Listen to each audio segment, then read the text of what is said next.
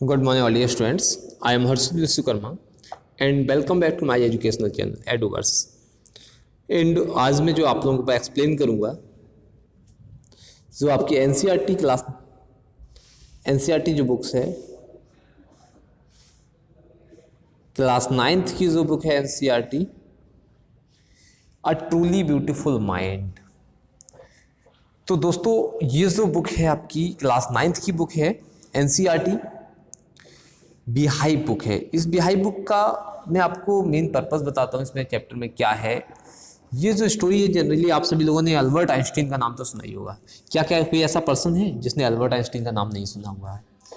तो फ्रेंड्स आज मैं आपको अल्बर्ट आइंस्टीन की कुछ बचपन की इवेंट्स के बारे में बताऊंगा और कुछ ऐसी चीज़ों के बारे में बताऊंगा जो उन्होंने बताई और हम लोगों को नहीं पता है फ्रेंड्स। तो बात करते हैं अल्बर्ट आइंस्टीन की। अल्बर्ट आइंस्टीन की जो जन्म हुआ था ये 14 मार्च 1879 को हुआ था। कब हुआ था? 14 मार्च 1879 को हुआ था। जर्मन की एक जो सिटी है वहाँ पर हुआ था और ये बचपन से ही प्रैक्टिकल थे। बचपन से ही ये किसी भी काम को करते थे तो प्रैक्टिकली करने की कोशिश किया करते थे। अगर मैं इनकी थोड़ी सी बचपन की इवेंट की बात करूं तो बचपन की एक छोटी सी इवेंट रही थी। इनकी सिस्टर थी छोटी। अब ये इतनी बचपन से ही इतने ही बचपन से ही इतने टेक्निकल रहा करते थे। इनकी जो छोटी बच्ची सिस्टर थी वो पैदा हुई तो उसने पता है इससे क्या पूछा, अपनी मदर से पूछा कि हाँ ये पैदा हो गई है अच्छी बात है, लेकिन इसके पैर तो नहीं, ये चलेगी कैसे? पहिए कहाँ हैं इसके, व्हीकल्स कहाँ हैं, ये चलेगी कैसे?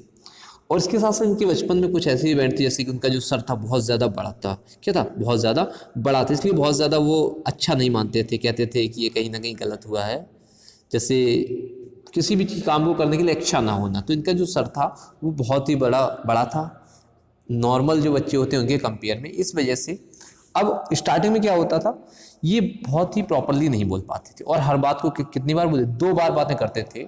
इसलिए हमेशा इसके जो साथ के खेलने वाले बच्चे थे इनसे क्या कहते थे? Boring brother. क्या कहते थे? Brother boring. क्या कहते थे? ब्रदर बोरिंग कहते थे या फिर बोरिंग ब्रदर कहा करते थे। तो इस टाइप से ये इनकी लाइफ में छोटी छोटी बातें रहीं। और इसके बाद जो हेडमास्टर थे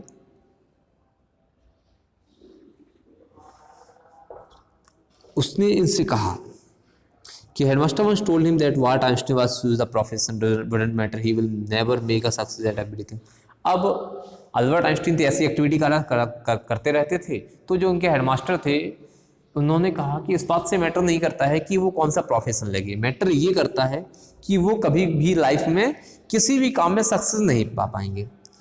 अब अल्बर्ट आइंस्टीन थे ये तो सबको पता था कि वो एक बेकार तो नहीं थे। क्या नहीं थे? मतलब शिष्य थे, पीपल थे, बट वो पीपल इतने बेकार नहीं थे। तो फाइनली क्या होता है, उन्हें हाई स्कूल में वो म्यूनिक चले जाते हैं। जब अल्बर्ट आइंस्टीन की जो फैमिली है हैड मूव्ड, म्यूनिक चली जाती है जब वो 15 ईयर्स के होते हैं। और अगर मैं बात करूँ उनकी पढ़ाई की तो उनकी पढ़ाई में वो जनरली अच्छे मार्क्स पाया करते थे। अल्बर्ट आइंस्टीन हमेशा क्या होता है स्कूल के रेजिमेंटल से नफरत किया करते थे। अब जब 15 ईयर्स की एज में वो पहुँचे अब उन्हें लगा कि उन्हें स्कूल छोड़ देना चाहिए और उन्होंने अपनी लाइफ में स्कूल जाना बंद कर दिया। कब? 15 ईयर्स की एज में उन्होंने स्कूल जाना छोड़ दिया। और जब वो 15 मंथ्स के थे तब उनकी फैमिली म्यूनिक चली गई थी और वो उन्होंने वहीं से अपनी पढ़ाई स्टार्ट की। अब पिछले टाइम पीरियड में उनके जो फ्रेंड्स थे उन्होंने क्या किया, उनकी एक फ्रेंड्स थी जिसका नाम मैं आपको यहाँ पर, मेरे नाम दिमाग से थोड़ा सा निकल गया है, हाँ मिलेवा मेरिक। उनकी एक फेलो स्टूडेंट थी, मिलेवा मेरिक थी। और उसकी जो मदर थी, उसकी मदर ये कहती थी नहीं आपकी उसके साथ शादी नहीं हो सकती। रीज़न क्या था, वो आपसे 3 साल बड़ी भी है और कहीं ना कहीं वो आपको प्रॉब्लम भी क्रिएट करेंगी, ये उसका रीज़न था। और इसके साथ साथ उनकी मदर ने उन्होंने मना किया तो वो उन्होंने इस बात को मान लिया और शादी नहीं की। अब कुछ टाइम पीरियड के बाद क्या होता है कि उन्होंने एक 1900 में जब उनकी एज कितनी थी 21 और उन्होंने अपना ग्रेजुएट कंप्लीट कर लिया और अभी भी अनएम्प्लॉयड थे और उन्होंने एक टीचिंग असिस्टेंट के टाइप से उन्होंने काम करना शुरू कर दिया, ट्यूशन्स देने लगे। और उन्होंने फाइनली उनकी जो जॉब हुई वो 1902 में उन्होंने टेक्निकल एक्सपर्ट के रूप में एक जो बर्न एक प्लेस है वहाँ पर उन्होंने पेटेंट ऑफिस में एक जो पेटेंट ऑफिस था, मतलब आज गवर्नमेंट ऑफिस होता है, वहाँ पे उन्होंने जॉब करना स्टार्ट किया टेक्निकल एक्सपर्ट के रूप में। अब ये हमेशा क्या करते थे कि खोजें करा करते थे, खोज कोई ना कोई नई नई करा, इसलिए लोग पता क्या कहते थे उनकी बेंच को, ब्यूरो ऑफ थ्योरेटिकल फिजिक्स। कि इनकी जो डेस्क होती थी क्या हमेशा वो क्या ब्यूरो बनी रहती थी, किसी भी चीज़ का प्लेस, थ्योरेटिकल फिजिक्स का मतलब होता है कोई ना कोई सैद्धांतिक भौतिक के विज्ञान के बारे में या फिर कुछ ना कुछ वो करते रहते थे। इसलिए फाइनली वो क्या करते थे, उनके जो दोस्त थे उनसे क्या करते थे, उसका जोक बनाते हुए ब्यूरो ऑफ थ्योरेटिकल फिजिक्स। ये बात समझ में आई। अब बर्क स्टेशन को तो ये वो इस नाम से बुलाते थे। नेक्स्ट जो पॉइंट यहाँ पर है उस चीज़ समझिए, 1905 में आइंस्टीन को एक रिलेटिविटी की जो थ्योरी थी उन्होंने उसको पब्लिश किया एक न्यूज़पेपर के थ्रू, फेमस पेपर्स था 1905 में। और ये रिलेटिविटी की थ्योरी क्या है वो चीज़ समझा देता हूँ थोड़ा सा। जैसे कि एक एग्जांपल मैं बता देता हूँ, यहाँ पे एक थोड़ी सी इवेंट दी गई है आइंस्टीन का, ये तो आप सभी लोग क्वेश्चन जानते हो, E=mc², मुझे लगता है इतने सभी लोग जानते होंगे। इन्होंने 1905 में इसी के बारे में न्यूज़पेपर में ये चीज़ निकाली गई थी। यहाँ पर देखिए ये मैथमेटिकल अगर क्वेश्चन की बात करें, ये एनर्जी के लिए होती है, M मास के लिए होता है, और C जो है वेलोसिटी ऑफ लाइट है इन अ वैक्यूम, 3 × 10⁸ मीटर पर सेकंड जो होती है। अब रिलेटिविटी की थ्योरी क्या होती है ये चीज़ समझिए। जैसे सपोज आप अपने दोस्तों के साथ बातें करते हैं या फिर आप गेम खेल रहे हैं, रिलेटिव का मतलब आप कहीं ना कहीं इंटरेस्ट से समझ सकते हैं। किससे? इंटरेस्ट से। जैसे सपोज आप किसी से बातें कर रहे हैं तो कई बार क्या होता है, आपका 1 घंटे का टाइम आपको लगता है अरे ये बहुत जल्दी 1 घंटा हो गया। होता है या नहीं होता है फ्रेंड्स? कई बार क्या होता है जब आप अपने दोस्तों के साथ बातें करते हैं तो 1 घंटा पता नहीं चलता है कब 1 घंटा निकल गया, मीन्स ज़्यादा टाइम कम लगता है। और वहीं कि उसी के कंपेयर में जब आप किसी का इंतजार करते हो, जब आप किसी का इंतजार करते हो, इंतजार कब करते हो? जब आपका उसमें इंटरेस्ट नहीं होता है। इंटरेस्ट होता है वो चीज़ डिपेंड कर रही है, बट वहाँ पर जब आप किसी का इंतजार करते हो तो 1 मिनट 1 घंटे के बराबर लगता है। होता है या नहीं होता है फ्रेंड्स? सभी के साथ ऐसा ही होता है। तो सेम यहाँ पर जो दिया गया, if you sit with a nice girl for 2 hours it seems like 2 minutes. अगर आप किसी भी अच्छी लड़की के साथ बैठकर 2 घंटे तक बातें करते हो तो ये सिर्फ कैसा लगता है कि आपने 2 मिनट बातें की हैं। कैसी? 2 मिनट बातें की हैं। बट अगर आप वहीं पर एक गर्म स्टोव पर सिर्फ 2 मिनट बैठते हो तो वो कैसा लगता है? जैसे कि आप 2 घंटे तक बैठे हो। That is relativity. यही एक रिलेटिविटी है, अल्बर्ट आइंस्टीन ने बताया हुआ था। तो ये चीज़ सभी फ्रेंड्स आपको समझ में आई। इसके साथ साथ 1-2 पॉइंट्स और थे। अल्बर्ट आइंस्टीन ने बहुत सारे प्रॉब्लम्स को फिजिक्स में भी सॉल्व किया। और इसके साथ साथ एक जो पॉइंट है वो मैं आपको बता देता हूँ। ये जो ये 1 सेकेंड, हाँ ये थोड़ी सी मेजर पॉइंट है, ये थोड़ी सी चीज़ें इंपॉर्टेंट रहेंगी। 1 सेकेंड, ये जो चीज़ आई थिंक आपके लिए इंपॉर्टेंट रहेंगी। When the Nazis came to power in Germany, जो नाजी लोग थे वो जब जर्मनी में पावर में आए तो आइंस्टीन जो थी वो यूनाइटेड स्टेट्स में चले गए थे। 5 साल के बाद the discovery of nuclear fission in Berlin had American physicist in approval. अब बर्लिन में जो अमेरिकन फिजिकिस्ट थे वो बहुत ज़्यादा फेमस थे और उन्होंने क्या किया, न्यूक्लियर फिजन मतलब होता है कि परमाणु के लिए उन्होंने खोज कर रखी थी, जस्ट एज आइंस्टीन है। अब आइंस्टीन ने भी इस बात को सोचा। Now they were afraid the Nazis would build use an it.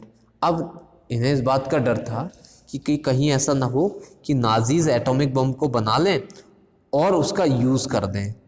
अब उन्होंने अपने कलीग से रिक्वेस्ट करते हुए कहा, एक फ्रेंड था उसका कलीग होगा साथ में, उसकी रिक्वेस्ट करते उन्होंने क्या किया, आइंस्टीन ने एक लेटर लिखा। अमेरिकन प्रेसिडेंट उस टाइम पे थे फ्रैंकलिन डी रूजवेल्ट। 2 अगस्त 1939 को एक लेटर राइट किया इन विच उन्होंने जिसमें वार्निंग दी, इस टाइप का जो बॉम्ब यहाँ पर बनाया जा रहा है, अगर इस टाइप का कोई एक भी bomb explode in a port, अगर किसी भी पोर्ट पे एक्सप्लोड हो गया तो whole together with the some of surroundings, आसपास वो खुद तो डिस्ट्रॉय हो ही जाएगा बहुत बुरी तरह, और आसपास की जो सराउंडिंग टेरिटरी है वो भी पूरी तरह से, आसपास की जो एरिया है वो पूरी तरह से बर्बाद हो जाएगा। लेकिन अमेरिकन जो प्रेसिडेंट थे उन पर उनके इस लेटर का कोई भी इफेक्ट नहीं हुआ। बट सेम आपको याद होगा फ्रेंड्स, सभी लोगों को पता होगा, ये 2 अगस्त की बात है, उन्होंने बताया हुआ था 2 अगस्त को ये क्या हुआ था। और वहीं पर सेम आई थिंक 5 अगस्त और 9 अगस्त को हिरोशिमा और नागासाकी में, कहाँ पर, अगस्त में ही 1945 में, कब 1945 अगस्त में एटॉमिक बॉम्ब गिराया गया था। आपको याद होगा, अच्छे से याद होगा ये बात। आई थिंक मुझे लग रहा है सभी को पता होगी कि हिरोशिमा और नागासाकी में आज भी वहाँ पर इस बात का इफेक्ट है। और जो आइंस्टीन थे इस बात से बहुत ज़्यादा दुखी हो गए। This time he wrote the public missive to the, अब उन्होंने एक बहुत ही लॉन्ग लेटर लिखा पब्लिक के लिए और कहा in it thus propose to formation of world government. उन्होंने कहा कि इसे सरकार की गवर्नमेंट बननी चाहिए। Like the pat letter, unlike the letter to Roosevelt, this one made no impact but over the next. लेकिन नेक्स्ट जो दशक आ रहा है उसके लिए got ever more involve in politics, अब वो और भी ज़्यादा पॉलिटिक्स में इन्वॉल्व हो गए। और वो क्या करते थे, पीस और डेमोक्रेसी के लिए वो उसमें इन्वॉल्व रहे। और उसकी बात करें, उनकी जो डेथ हुई 1955 में 76 की ईयर की एज में, और आज भी उन्हें एक साइंटिफिक जीनियस माना जाता है।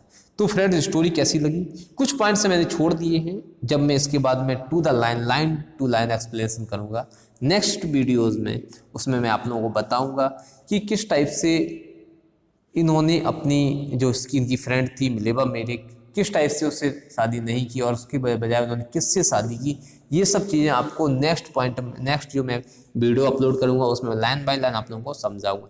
ओके फ्रेंड्स, आज का वीडियो लेक्चर कैसा लगा कमेंट करके बताइए। और इसके साथ साथ मैं चाहूँगा जो मैं नेक्स्ट वीडियो अपलोड करूँगा उसकी नोटिफिकेशन पाने के लिए, कई बार मैं लिंक नहीं भेज पाता हूँ, तो आप लोग क्या करिए, चैनल को सब्सक्राइब कर लीजिए फ्रेंड्स, और साथ में बेल आइकन आएगा उस पर प्रेस कर लीजिए, जिससे न्यू वीडियो जो मैं अपलोड करूँगा उसकी नोटिफिकेशन आपके पास तुरंत आ जाएगी friends. Okay friends, thanks for watching and have a nice day.